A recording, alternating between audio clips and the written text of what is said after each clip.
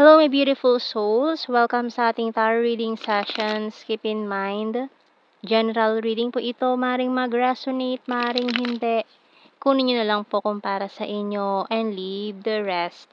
Maring mag-shift energies or magkabaliktadang sitwasyon. Kaya kayo na pong bahala kung saan kayo nakalugar sa reading natin. Okay, let's see.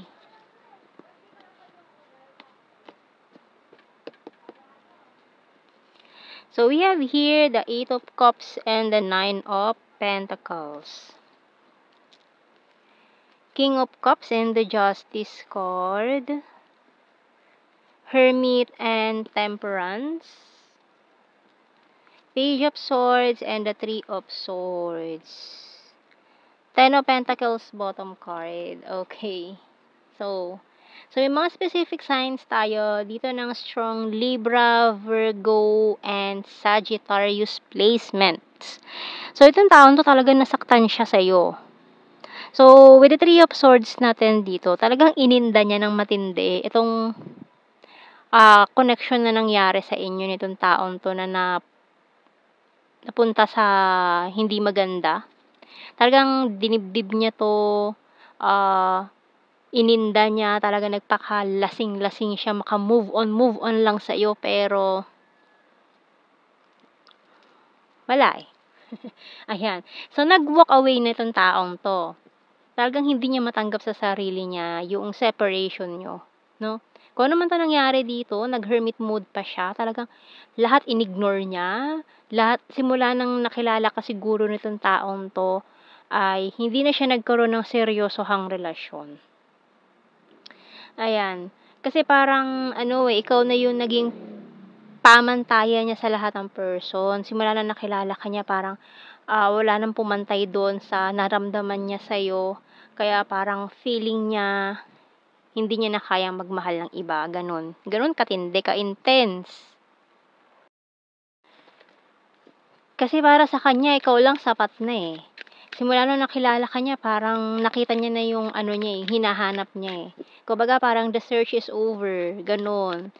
Yung parang finally, I found someone, mga ganyan, di ba? Daming songs dedicated for you na ang daming masasayang kanta. Parang ano tawag doon? Kumakanta ang mga ibon sa sobrang saya niya nung nagkakilala kayo, kung naging kayo, ganyan. And then yung separation niyo talagang parang gumuho ang mundo niya, ganun. So we have here courage by Archangel Ariel.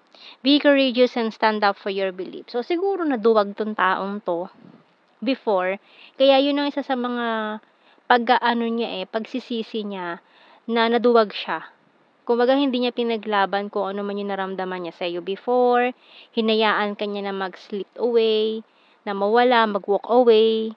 So, lalo na kung siya yung nag-walk away sa buhay mo, siya yung umalis, laking pagsisisi niya.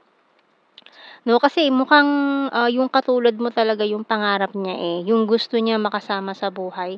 O siguro kung ano man yung reason niya, no? Siguro priority yung reason niya kung bakit ginawa niya yon, nag-walk away siya, or kung ano man yung reason kung bakit siya nawala, umalis sa buhay mo, or kung ikaw man yung nag-walk away sa buhay niya.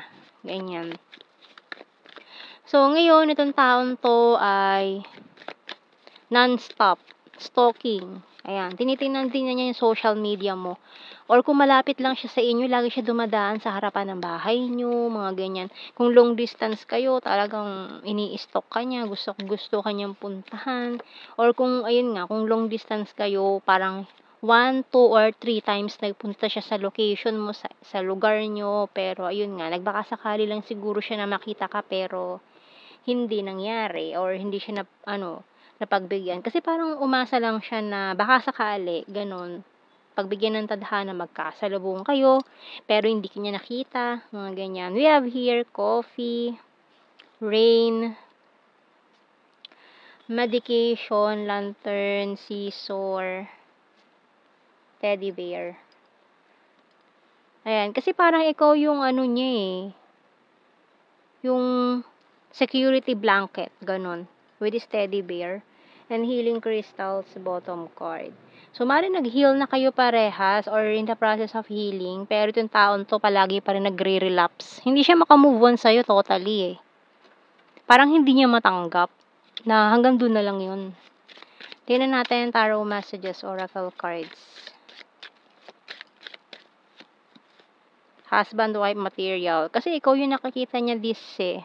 With this, ayan na. You're my wish come true. Ikaw talaga. And ayan, this is not over yet. Ito pa, I want to grow old with you. Can't let you go. O, yan o. Caught in the middle. I'll miss you so much. Money is important. Ayun, natali siya sa pera. Yun ang priority niya, pera.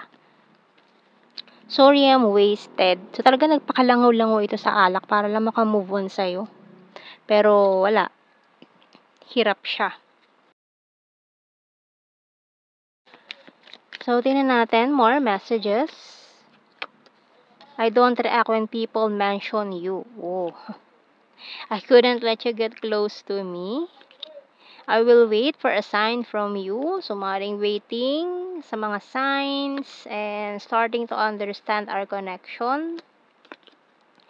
You came closer than anyone. So, ikaw lang talaga yung nakalapit sa kanya ng ganun eh. Lalo na nakatouch sa puso niya. Kaya, simula nung nakilala ka niya, parang wala na siyang naramdaman na katulad nun. I want to feel that way again. So, gusto niya ulit maramdaman yun. He speak to me through music and I remember every detail of that day. And I'm grateful for the spiritual lesson. Okay, kuha tayo ng initials.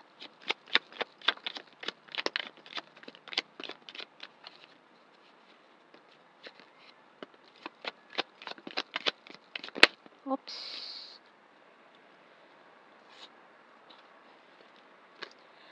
XID.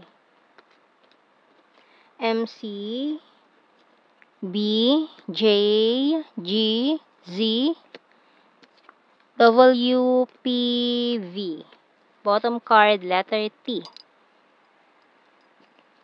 So, blue card natin, we have here engagement, family, and marriage. Ayan, so mukhang ikaw talaga yung inaano niya dito eh. Pinufursu or gusto niya ifursu to have this engagement, marriage, and to have a family in the future. Okay, so let's see sa ating general signs and messages. So, mga keywords na lang to. Hindi na natin kailangan i-explain. Alam nyo na yan. Number 6. Coins is Earth sign, Taurus, Virgo, Capricorn. Aquarius, smart, from Mindanao. Number 3. Very loyal. Number 8. Confusing. So, na-confuse, siguro hindi niya alam gagawin niya. Noon, mga panahong yun, kaya nag-walk away na lang. April, birthmark, Sagittarius, green-minded, Cup, water sign, Cancer, Scorpio, Pisces.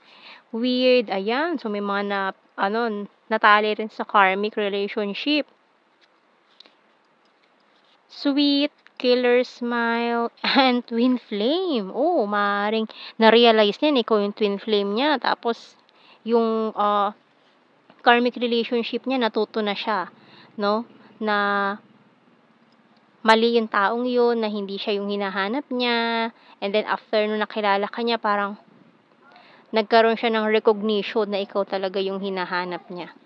So, yan ang ating reading, my beautiful souls. Thank you for watching. Take care and God bless. See you in our next reading, guys. Bye-bye.